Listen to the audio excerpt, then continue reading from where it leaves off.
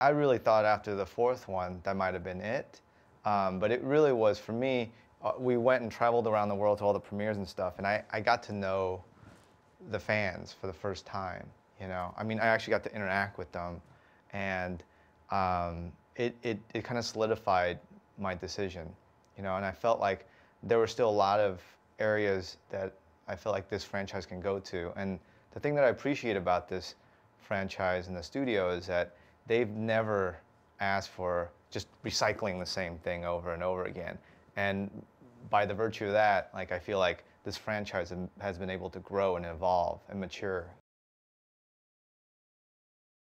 I realize that a lot of the people that enter the franchise on the first Fast and Furious, they're 10 years older, 11 years older, you know?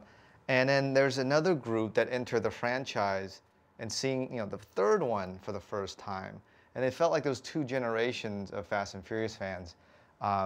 And I was really able to kind of tap into that. And I felt like, well, if you're talking about family, wouldn't it be great to bring everybody from every Fast and Furious back and have a reason for them to reunite? The action in this one is basically bigger than I think the last two combined.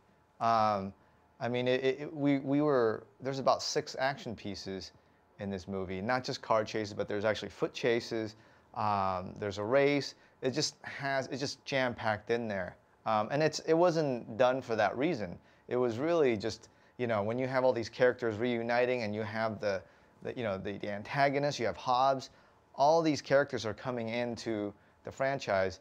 I just felt like it's the best way to express who these characters are by putting them in action. I love the idea of Hobbs. I think when we talked about Dom and Brian now on the same side, right away I knew that the new antagonist was going to be one of my favorite characters, you know, and it was we were going to be able to have an opportunity to create a character that's going to be memorable and that's going to, you know, really get the audience pumped up.